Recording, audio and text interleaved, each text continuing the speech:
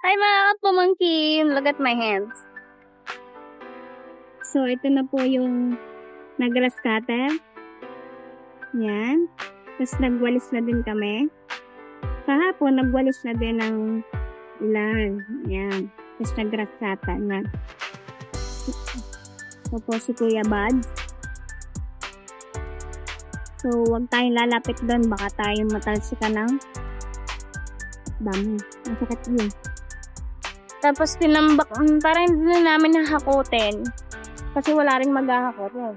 Kinalibot na lang namin dyan sa may niyog.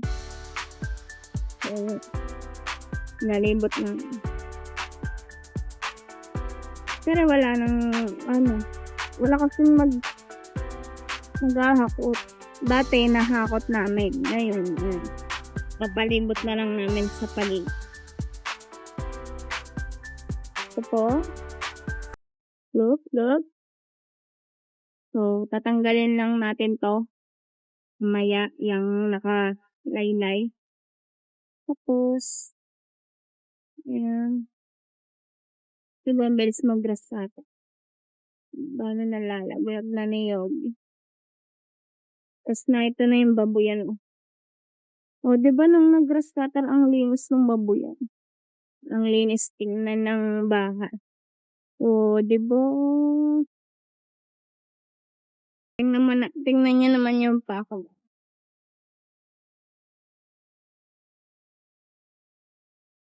Diba? Mas maputi pa sa akin. Pero alikabit. Yung bahay. Kakamustahin natin yung ating magwawalis. Ano?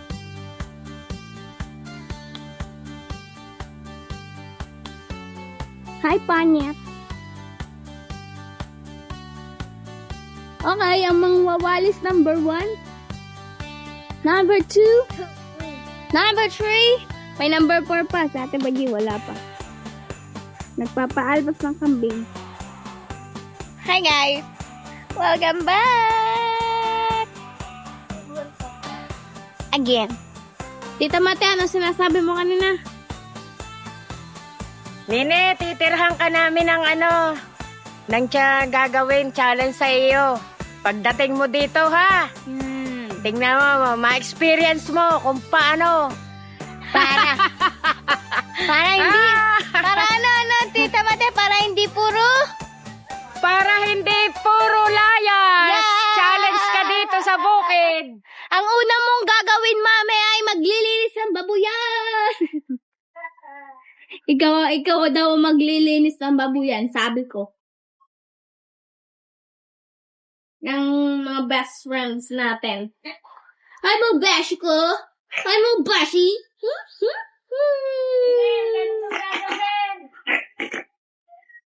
Challenge ka namin, ganito. Tagahakot ng palapa. Ganito ang gagawin mo, ganito. Para hindi puro layas. Yan. Tama.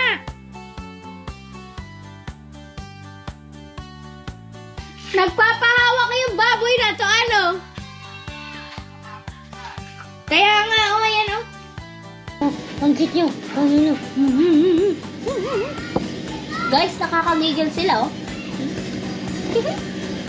Nagpapakapit sila. Nakakatuwa.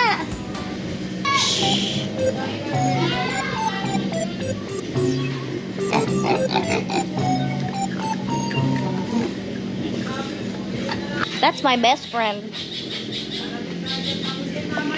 Best friend. Yo, init mo. Kuya, ba't... Sabihin naman ay mainit na. Ano pa ba? Kuya, ang galing na nagpapakapit yung baboy yan. Ba't yung maliliit hindi? Outside. Takot pa. Magawalis na uli kami, guys. Bye-bye na lang. Bye-bye. See you tomorrow. Maybe later. Bye-bye. So guys, nandito tayo ngayon sa babuyan. Aking mga best friend ay nag-iingay na kasi gutom na sila. May kayo kakain, ha? Later. Yan na, nalpasan na uli ang ating mga hobby goats. Woo!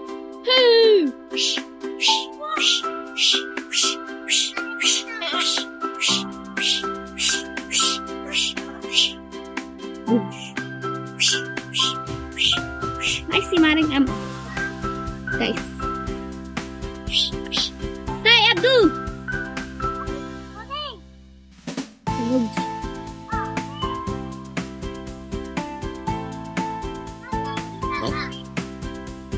Ating mga pag-goats. What? What go? Oh, ang pait mo. Ang pait mo, Beshi. Upo pa ya. Napawak mo. Akad. Ito si Christian. Nabubugaw din. Ay, sorry. Nabugaw ko pala.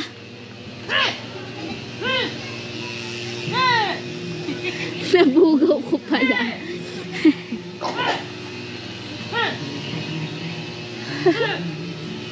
Hindi mo ilalabas yung iba? Hindi mo ilalabas yung iba? Baka naman sa lahat. Eh? Baka doon po sa baba lumaan. Hindi ka. Si Tita Mate ay nagtatanim ng talbos. Ang talbos na ito ay hindi para sa tao, para sa kambing. Charot. Nauuna lang ng kambing. Kumuha ng tubig sa ano. Sa baba. Muna ito. Ayan. Sa baba. Ay, ito pala, tubig. Diyan na, Tita Mate. Dito na. Galingin. Pwede pa rin dyan. Isang ganto? Isa pa. Maya na ulit. Parang nagbablush ka, Tita Mate. Pagod na eh. Tisay eh. Tisa yarn. Tisay. Ayan na, may blush ka dito.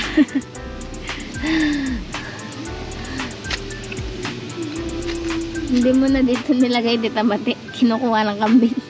Pag natukuyan nila, ipatuli. Pwede ba ito sa bubong? Ngik. Tuyo yan sa sobrang init. Wala naman yung kambing dito. Maganda dun oh. Yun dun, sa may bundok na yun. May tanim doon, Tita Mate. Magandang ang taniman. Ay, yung mga bundok-bundok, ano po?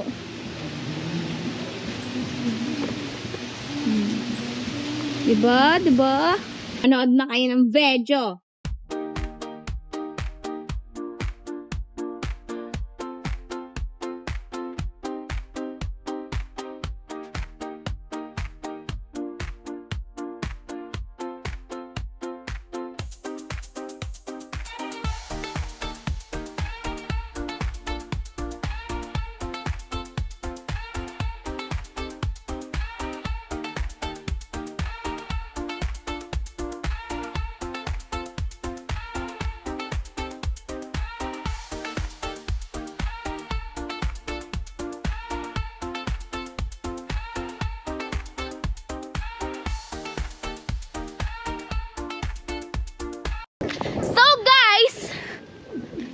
Bibidyo natin yung paligid sa likod bago tayo umuwi. Ganto dapat ang energy kahit hapon na. Go, go, go! Todo na po! Nice! Yan na po ang ating natapos. Thank you, Lord, dahil umaraw at nakapaglabas kami ng kambing at nakapagwalis kami.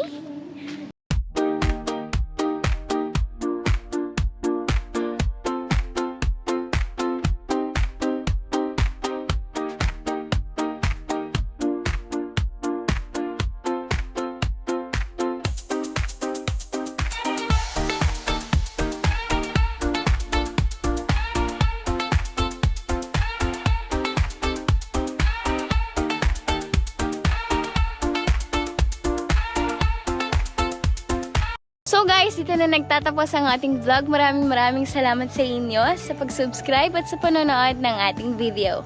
Kaya naman sa mga hindi pa nagsusubscribe dyan, mag-subscribe na kayo and hit the notification below para updated kayo sa ating backyard farming. So ako si Ate Daisy, ang inyong kapamangkin at your service. Bye-bye!